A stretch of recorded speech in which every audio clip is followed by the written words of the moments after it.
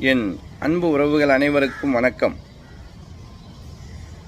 கூலி திரைப்படம் super star Rajinikanth நடித்த திரைப்படம். அது பட விழா ஞாயிற்றுக்கிழமையில் ஒளிபரப்பாச்சு சன் டிவியில். நான் எப்பயுமே ரஜினிகாந்த் ஏதாவது பேசினா கேட்பேன். ஏன் அப்படின்னா அதில் ரொம்ப அர்த்தங்கள் இருக்கும். அவர் சொல்லக்கூடிய விஷயங்களில் அர்த்தத்தோடு ஒரு கதையோடு நமக்கு ஒரு புரிதல் இருக்கும். நான் ரொம்ப விஷயத்தை இது போல் ரஜினிகாந்த் ஐயா அவர்கள் பேசினதில் எடுத்து வச்சு சில விஷயங்களை நான் இன்னும் ஃபாலோ பண்ணி வர்றேன்.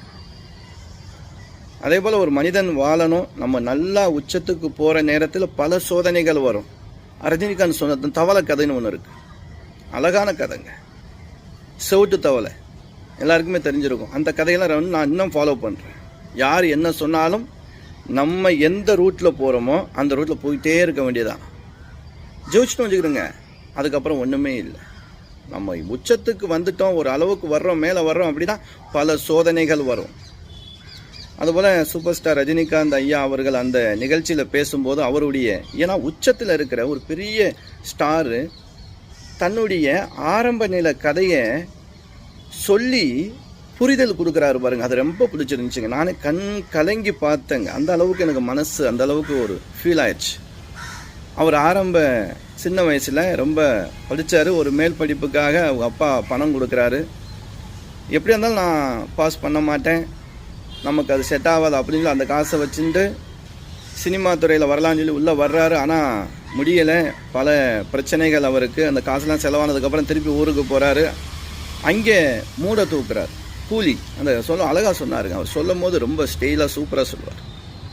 கஷ்டப்பட்டார். அதில் ஒரு கதையை சொன்னார் பாருங்கள். அந்த 3 மூடையை கொண்டு ஒரு இடத்துக்கு போகணும், டிராஃபிக்கு திருப்பி சுற்றி போகணும், ரொம்ப கஷ்டப்பட்டேன் அப்படின்னு சொல்லிட்டு அப்படியே ஃபீல் பண்ணுவார். எனக்கு அப்படியே உண்மையில் நான் என்னுடைய கேரக்டராக அப்படியே பார்த்தேன். எனக்கு ரொம்ப கஷ்டமாக இருந்துச்சு.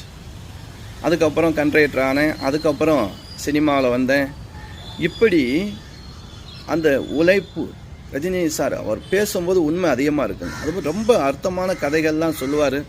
எனக்கு அவரை ரொம்ப பிடிக்கும். பெரும்பாலும் நான் பெரிய ஆசை என்ன அப்படின்னா, ஒரு நாளாவது சூப்பர் ஸ்டார் ரஜினிகாந்தை நேராக பார்க்கணும் அப்படிங்கிற ஆசை. எல்லாம் அவங்க கையில் தானே இருக்குது, பார்க்கலாம்.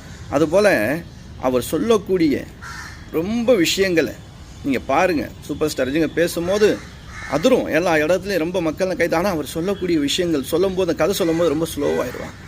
எல்லாருமே ரொம்ப ஒரு காந்த சக்தி. அவர் சொல்லும்போது அவர் சொல்லக்கூடிய விஷயங்களில் இருக்கக்கூடிய கருத்துக்களை நம்ம கொஞ்சம் எடுத்து வச்சுக்கிட்டோம் அப்படின்னா வாழ்க்கையில் ஜெயிக்கலாங்க.